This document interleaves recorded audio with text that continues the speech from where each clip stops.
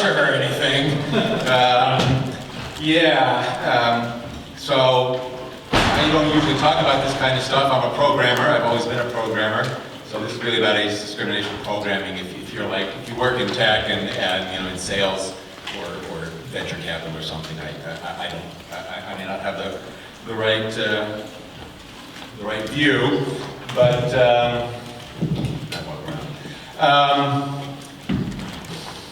so I have no qualifications whatsoever to talk about this as a social thing, not a programming thing. And the only qualification I have, I believe I am the oldest person in the room. And that was how I pitched this talk to Mr. O'Grady. So, oh my goodness, my speaker notes aren't showing over here, so I'm going to have to do something here. Yeah, I don't see them either. There we go. Sorry, that's. All right, so for those of you who haven't been to one of my talks before, the comments that I usually get afterwards, and I hope I get them this time, is I think I disagree with everything that you said, but I have to think about it. I'll get back to you. So the topic was age discrimination tech, is what am I going to say about age discrimination tech other than I'm the oldest guy in the room? And obviously the right thing to say is, we shouldn't do age discrimination in tech because I'm an old guy. But that was too easy. So this talk is going to be defending age discrimination tech. That is to say, it's a perfectly logical and rational thing to do to discriminate against older people in tech. We should do more of it, assuming that there's certain basic assumptions that if we believe those assumptions are true, then it logically follows. So the question is, are those assumptions true? And so what I'm going to do is take a run at those assumptions and try to disprove those assumptions, and I'm going to fail because you are all going to continue to believe that those assumptions are true, and hence the cognitive dissonance. You don't want to come out with age discrimination is the logical answer, but it seems to be inevitable. All the talks that Steve saw me give, I gave as the r0ml. On my own recognizance, because no company ever wanted to be associated with anything that I said in public. And so when Warby Parker, my employer, found out that I was going to give this talk, it was about social issues, and we are B Corp, and they said, oh, that's great. What's it about? Age discrimination. Oh, yeah, right, because you're, an old guy. Because, our average age, I think the median age is 26. And I said, yeah, I'm going to be defending the practice. And they said, be sure to say at the beginning of your talk that these opinions are mine and mine alone. They do not represent any opinions of my employers, past, present, or future. All right, so. Is there a problem? Well, here is the demographic breakdown in the United States. It used to be sort of more triangular, but with the baby boom, it's sort of flattened out. So we're going here from, let's say you start working around 25 to about 60. It's pretty flat in terms of the distribution. So you would say, well, if we take, what's the median age be in employment? And it's 60 minus 25, so it's 42. I didn't have to work that out. The answer is always 42. So I did Google, Warby Parker, I mentioned. Google, the median age is 29. There's some allegations. So there is a problem, right? We shouldn't wind up with a median age of 29 in tech if in fact it ought to be 42. So, what are these underlying assumptions? And I have lots and lots of them, but we only have time for 3. Arthur C. Clarke, right, that was the last line of the book, Rendezvous with Rama. It's Rama, not r0ml in the book, but the last line was, the Ramans do everything in 3s. I went to Catholic school, so we do everything in 3s as well. So the 3 underlying assumptions that make it logical to discriminate against age discrimination in tech is you can't teach an old dog new tricks, experience is not valuable, and programming is for newbies. But what I start out with is defining the term irrational astrologies, which was this great post website called Interfluidity, where he talks about rational astrologies are these beliefs that we have that we act as if they're true, whether or not we believe that they are true. That is to say, either we believe that they're true, in which case we act that way, or more likely we don't believe that they're true, but we believe that everybody else believes that they're true. And therefore, in order to live in this society, we're going to behave as true. And some of these rational astrologies are things where everybody believes that they are false, but everybody thinks everybody else believes that they are true, and so we all continue to do that. So even if I convince any set of you that, that these assumptions are invalid, you're going to want to continue to pretend that they are valid because it's irrational astrology. And what do I mean by irrational astrology? Well, my personal favorite, and I quote Alfie Kohn on this because, but everybody does it. Daniel Pink did it, and Malcolm Gladwell wrote books about this, which is to say that if you give people rewards, like bonuses, for doing creative work, their performance decreases. The overall performance decreases, and the people who get the bonuses, their performance is worse than if you hadn't offered them a bonus, and the people who don't get the bonus, their performance is even worse than that. So the entire organization suffers and everybody individually suffers. And so, and what Alfie says is, the reason I'm speaking fast is because I'm known for doing 30-minute talks that take an hour and a half, and I'm trying to hit the target. So you'll excuse me if I'm from New York and I'm speaking too fast. But he says, so this result, that giving people rewards for creative tasks reduces performance, is probably the most well-established result in the field of psychology, is what is the way he puts it. And so everybody knows that this is true. It's kind of like climate change, right? So we know it's true, but some people want to pretend that it's not true. Or vice versa. I can't remember which way it was.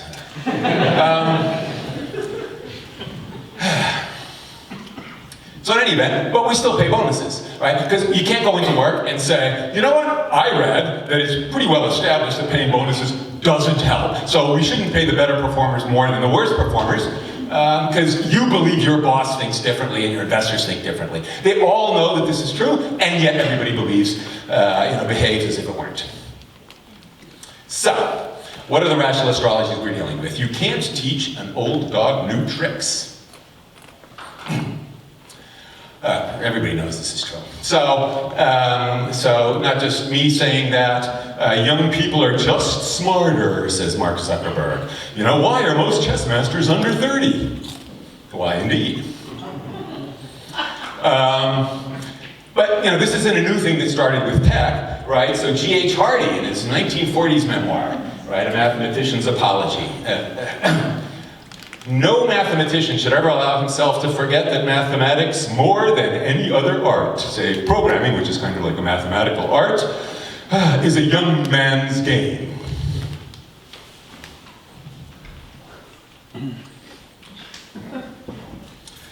But the toughest one to get around is this book, The Structure of Scientific Revolutions, in 1962. Written by Thomas Kuhn. And how many people have read The Structure of Scientific Revolutions? How many people have heard of it and read the Cliff Notes? Yeah, okay, that's better. So fundamentally, right, the premise is, we all like to think that science advances by people coming up with hypotheses, and then they do experiments, and then they collect data, and then on the basis of the data, they change their worldviews to match the data. Climate change. But we know that that's not how science works, says Thomas Kuhn, because he studies this whole thing. He says what really happens is people form a paradigm. And the reason I read the book is because paradigm was a word that had fallen into disuse. It was like a 16th century obsolete word. Thomas Kuhn writes this book and brings that word back from the dead, and I love words, so I said, I have to read this book that brought paradigm back. But the point being that people form this paradigm when they're young, and then they see the world through that paradigm, and they can never change that paradigm. So what happens is, when the new generation comes along and they come up with a new theory, and they do these experiments, and they come up with this data, the older people just cannot believe that it is true. And what you have to do is wait for them to die of old age, and then the new paradigm gets established. I'm paraphrasing.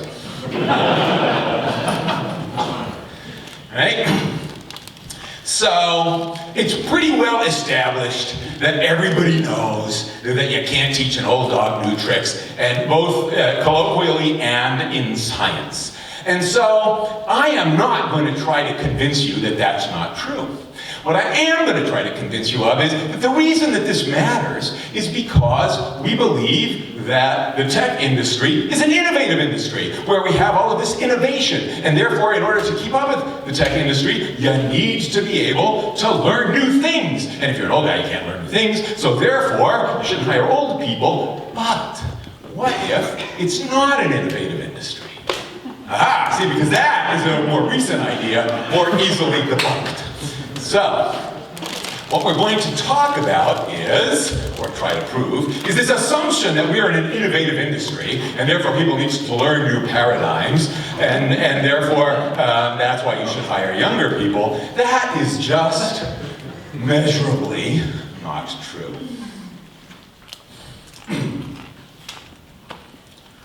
And so here's my data.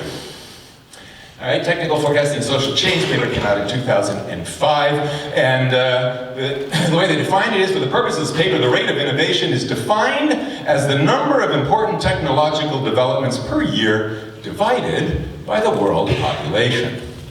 That's the part everybody forgets, right? Which is to say, like, if the world, if you get like 50% more innovation in a year, you know, in some time period, and the population of the world in the meantime has doubled, that means on a per capita basis, people are being less innovative.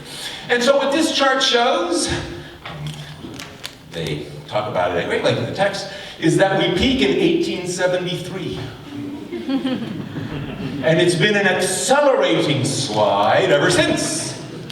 And they start at 1455, invention of the printing press, the technical end of the Middle Ages. We're at 3. And we revert to 3 in the year 2024. So we'll be back to the Middle Ages level of innovation very soon, in our lifetimes. And there's like math and everything.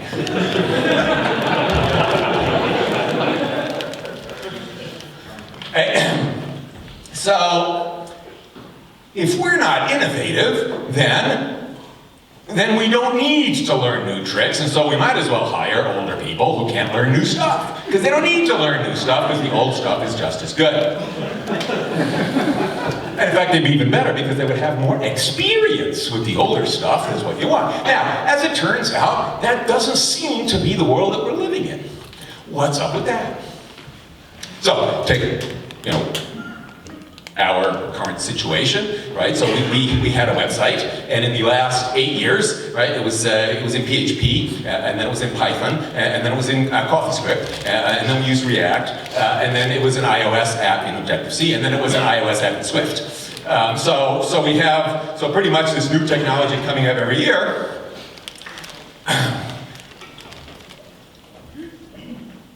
And is that a good thing? And the answer is, well, no, we could have predicted that was going to happen because of a thing called the Lindy effect. I use the Lindy effect as a New York thing based on the named after the delicatessen in New York, the Lindy Delicatessen, where stage performers would hang out after their shows. And the term first comes out in 1964, and it's used to describe comedians. That is, the expected life of a comedian, career. A comedian is proportional to how long they've been in the business, right? And this was started out as a joke, obviously, because it's about comedians.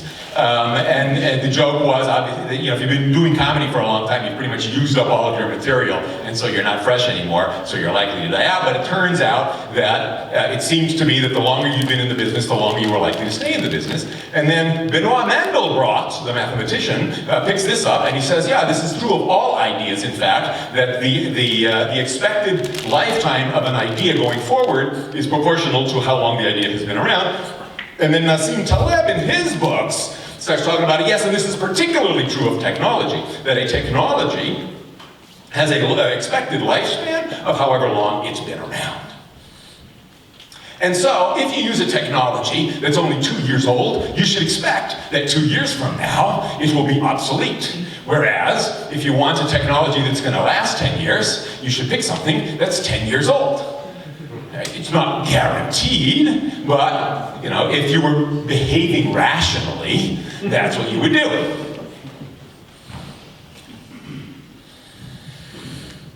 So why are we switching to these technologies and using the latest, greatest new technology, since it's obviously irrational? Well, it's because that's a great way to discriminate against older folk. So A, you create the illusion that you have to keep learning new things, and you can't teach an old dog new tricks. And two, there's no such thing as experience anymore, right? How many people have seen an ad for somebody with 10 years of React experience? There is no such thing, right? Everybody is always a junior programmer because it's only been around for 2 years, right? Now, are people doing this consciously with the intent to discriminate on the basis of age? No, of course not. That's what's called implicit bias. Right? Zach couldn't think, right? He was talking about diversity, and he was talking about all kinds of diversity, geographic diversity and gender diversity, but age diversity, huh? Yeah, it doesn't come to mind. It's the implicit bias. Anyway, so if you want to do, right? So, thanks, Zach. So you can look at this not just in terms of programming things, but also if you look at it in terms of productivity figures and returns and all kinds of stuff. So if you look at a graph of the effect of information technology on U.S. labor productivity versus electrification on U.S. Labor productivity, and this isn't years since it starts, and you say, well, infotech starts in 1970 and electrification starts in 1890, and goes pretty much like they're pretty much the same thing. It's information technology is not that innovative, and we've established that already, 1873. Remember, so this is roughly what you'd expect. You'd expect info technology going forward to underperform electrification. And I grew up on these books, Landauer's The Trouble with Computers and Strassman's The Business Value of Computers, right, which people keep showing over and over and over again, that information technology not only hasn't improved productivity statistics sort of in labor, but in fact is actually retarding them, if you look at these things. So that is shibboleth number 1.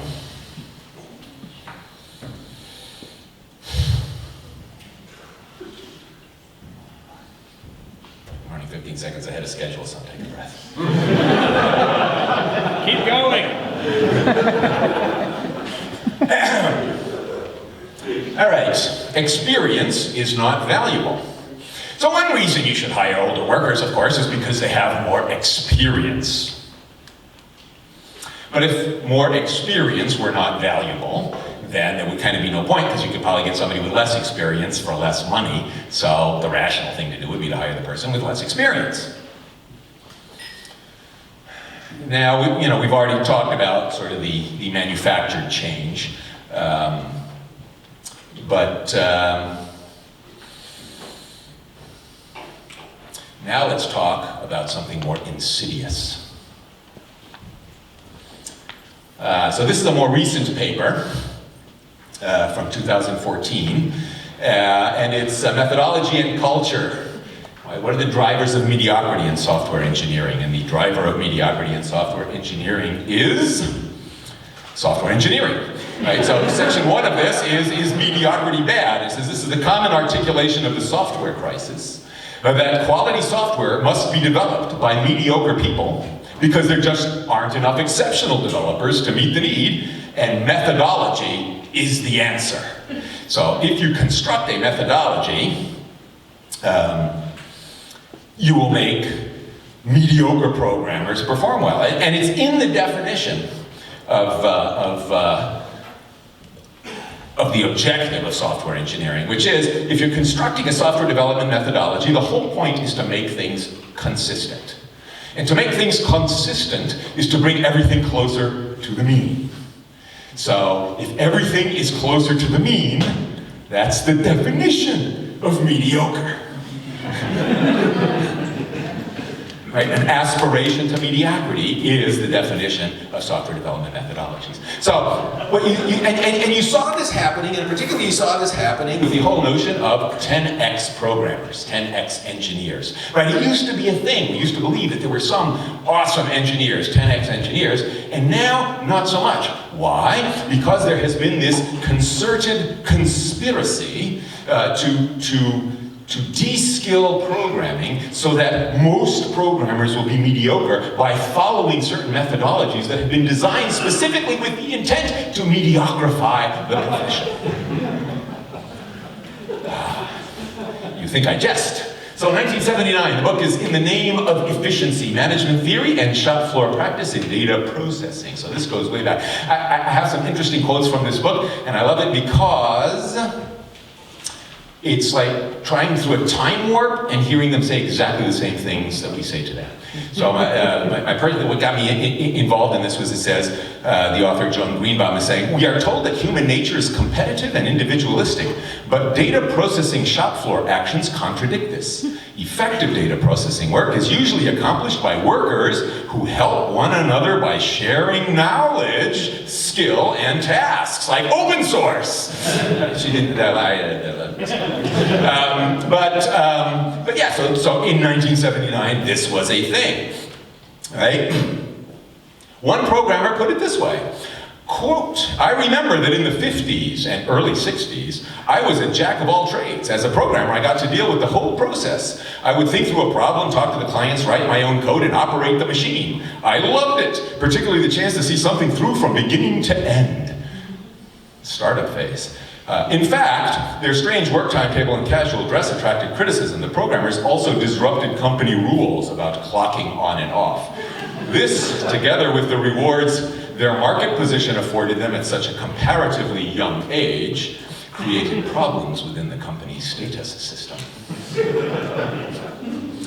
And so I thought this would be a great thing to cover at a conference by people who wrote the thing called the New Kingmakers. Because management embarked on a program to separate the decision-making tasks of programming from the more routine physical tasks of operating the computer. This kind of division of labor had proved quite successful in factory production, as one which in Marx's description required a division between the hand labor and the head labor. Dividing conceptual tasks like programming from executable work, such as operations, did not occur throughout the industry at the same time. Its first enforced appearance seems to have been in the aerospace industry in the mid-1950s. Okay, so aerospace, old school, not like the freewheeling Bell Labs, Unix-type cultures that we are all descended to that gave rise to open source.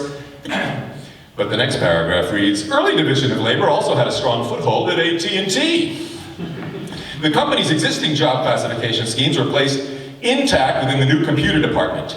AT&T avoided the culture shock problem by labeling all computer positions clerical and continuing standard recruitment practice of hiring women for clerical slots. Even before the installation of the third generation computer systems, the IBM 360s, programmers were kept out of the machine room. AT&T's extensively divided labor and fully rationalized procedures were unusual for their time. So there you have it. Management. Now, you caught that reference to Karl Marx, right? So you know that Joan Greenberg, communist. But, so we can safely discount her opinions, right? Because it doesn't matter, the research. But nevertheless, so it sounds like there's a pendulum going back and forth between, those kingmakers, we gotta do something in order to make sure they're not so kingy anymore, right? And they're making a comeback. So in some sense, it's a little cyclical, but the other one is that there's a documentation, the tracing of management coming up with techniques to de-skill the programming environment, to separate it into separate things, into separate areas, which would then prevent the necessity for highly skilled individuals.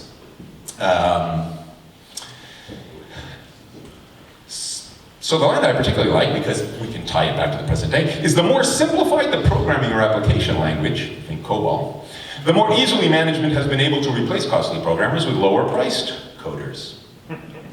Did I say think COBOL? No, I meant to think Python.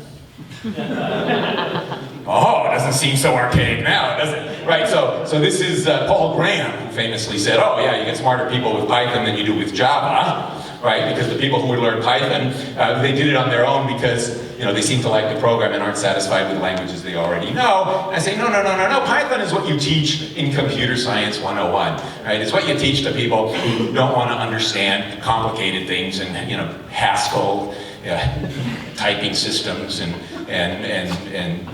multi-threading in Java and whatnot. So you learn Python when you're a beginner, which decodes programming, which means that having lots of experience is not much different than having a little bit of experience. It's just like Joan Weaver said in 1979, which is, yeah, if you get people learning simpler programming languages, you can hire them cheaper. So Joan quotes a lot from this book, actually. Programmers and Managers, the Routinization of Computer Programming in the United States. This is from a couple of years earlier.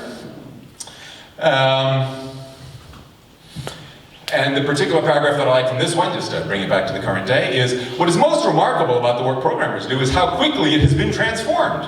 Barely a generation after its inception, programming is no longer the complex work of creative and perhaps even eccentric people. Instead, divided and routinized, it has become mass production work parceled out to interchangeable detail workers. Some software specialists still engage in intellectually demanding and rewarding work, people who are called by such names as systems engineers, analysts, or simply software scientists, but they make up a relatively small and diminishing proportion of the total programming workforce. The great and growing mass of people called programmers, as well as those who do software work, but for a variety of reasons are called something else, do work which is less and less distinguishable from that of clerks, or for that matter, assembly line workers.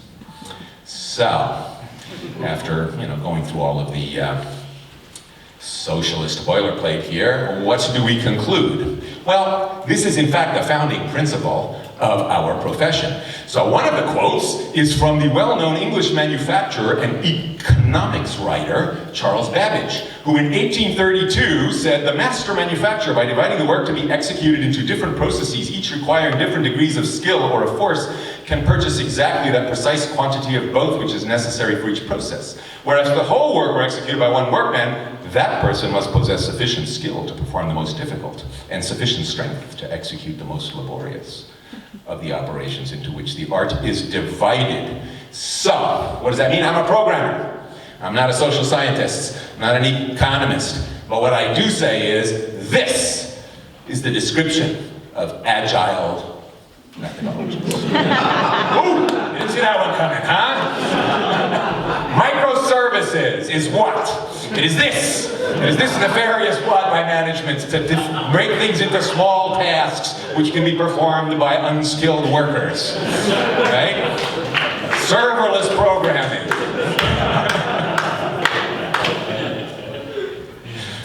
Right? It is no accident that all of these things are happening right around the same time that we have age discrimination in tech.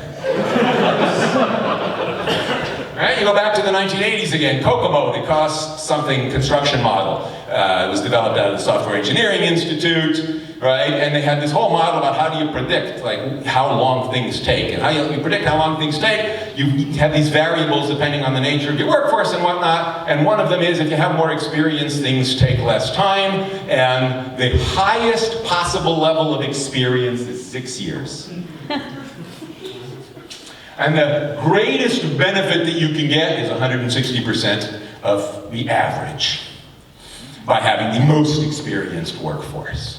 So if we believe the 6 years in Kokomo, which was pretty much the standard way that big companies would estimate projects, that means if you graduate at 22, you peak at 28. So if you were a rational company, your median age would be exactly. Okay, now, prima facie, we can say, obviously, this microservices agile methodology thing doesn't work, right? You can find lots of things in the real world, and this is right next to where I live, Tappan Zee Bridge. We're building a new Tappan Zee Bridge, and when you think about the minimum viable product for a bridge, there's very big difference between the minimum viable product and pretty much the whole product. Right? Because there's just no way to stop a little short of being complete and have the thing be useful in any way. So we create this fiction that, oh no, software is different. In software, we can do everything in 2-week sprints. Right? We call this the you can reach the moon by climbing successively higher trees fallacy. All right, I'm out of time, so I can't do this slide. All right, programming is for newbies. All right. This, by the way, was the original blog post. It is the reason I'm standing here today. Tim Bray wrote this blog post called Old Geek, and then Mr. O'Grady tweeted, "Yo, this is an important topic. Somebody should talk about it." And I immediately emailed him back and said, "First of all, I am a year older than Tim Bray. Secondly, I'm not as successful as Tim Bray, and so therefore, this would affect me more." Right? And so he does. Oh, did I mention that we're on the third fallacy? Okay, thank you.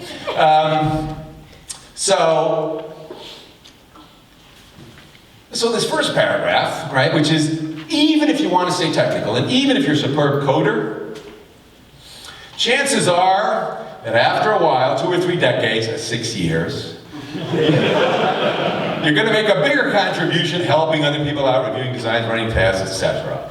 So, and then, well, can old folks code is the next paragraph, but we've already talked about that. So, now the interesting thing about this point that Tim made is, in fact, the same point that the people who took down Mr. Damori made. Right? And so it was a slippery point because it was like, yes, it kind of made a point, but it conceded, in my opinion, as a programmer, too much. Because what the point was that Tim Bray made, and that Mr. Damori's takedown made, were that, yes, people can program better. If they're better programmers, they can churn out more code. But the only reason you can do that is because there are managers, there are people with people skills who can create an environment for you, hire a team, build an organization, raise the capital, to make it possible for the people who are better at programming, young men, to do their thing and therefore excel. But the more important thing is the people skills, and therefore we should hire, women in tech and older guys in tech, Tim's point, because, they have the people skills, and they can manage, and they can mentor, right? But what if you kind of, I came across that point, I saw it through that lens, because when I was discussing this whole G.H. Hardy thing with, mathematicians do their best work when they're young, it was like, well, 2 things. One, we say, oh, when did mathematicians do their best work? You can look by when they won the Fields Medal, and they were all under 40. It was like, yeah, but the stipulation of the Fields Medal is it can only be awarded to people under 40 because you sort of want to encourage people to have longer careers, and so obviously everybody who won it is under 40. That doesn't prove that people over 40 couldn't have done as great work. And then the second point, which this mathematician friend of mine told me was, and besides, when you get to be that old, right, you're more likely a full professor, and so what you're spending most of your time on is thinking of the problems for your graduate students who are going to get the Fields Medal to work on, right, and thinking of the problems is really the hard part, and so the only reason the young mathematicians look good is because the older mathematicians are making it easy for them to look good, right, and we call this the Mr. Holland's Opus effect, right, I wanted to be a composer, but I wound up being a teacher, and, that was so much better for society, and,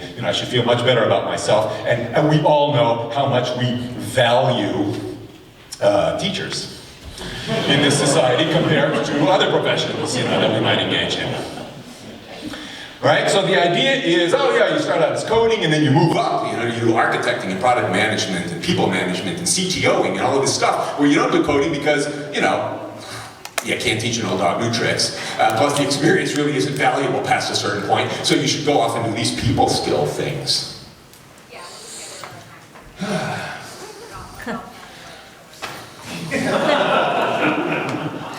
I got promoted to software architect, and I was not happy about it. But, not writing code. Because what happens if, and this is always, Thanksgiving conversation, right? The argument is always, am I a sociopath or am I just, on the spectrum, right?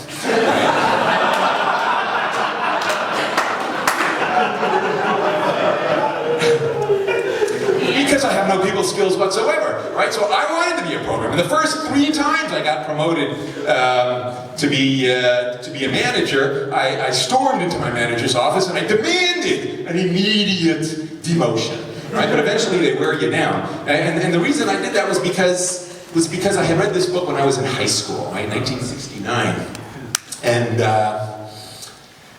And the premise of the book, how many people are familiar with the Peter Principle? Oh yeah, most everybody. Right, so the notion of the Peter Principle is you promote people, and if somebody's doing a good job, obviously they deserve to be promoted, and then after they get promoted, if they're still doing a good job, you promote them again until, you know, they're incompetent at whatever they're doing, and then you can't promote them, right? So they stay there forever, and then, you know, if you do this in an organization, pretty soon everybody's been promoted to their level of incompetence, and that's the maturity quotient of an organization, like what percentage of the people have arrived at that spot. And so I didn't want to arrive there, right? I knew that I was a great programmer, but I was going to be a lousy architect and a lousy, if anybody from Warby Parker is watching this, I'm actually a pretty good architect.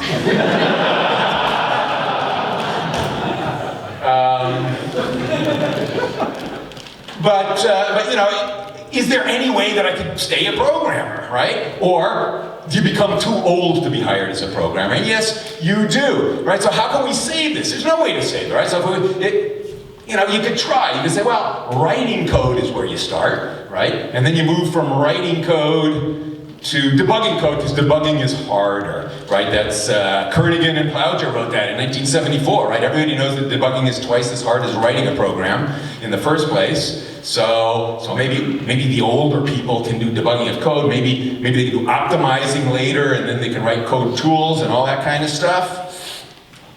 This was, you know, this was sort of the scale. It's like as you move down this stack. I was writing slides while you were talking. And then Zach was talking about, right, you get to older and older employees, but my associate, Mr. Wardley, breaks it up into 5 stages, right? And pretty much our collective view is that you want younger people here and older people here. But it's not true, right? Because what's the thing that you need to do at this genesis that Zach was talking about? Well, you need somebody who knows, like a jack of all trades, can do a little bit of everything, right? The older you are, the more likely, the more time you've had to learn a little bit of everything, so you could possibly do all of that stuff. But we don't believe that. We think old people go here. So what companies are here? Well, AWS. James wrote an article about how AWS is hiring more old people. Oh. Yes. So the theory proves out.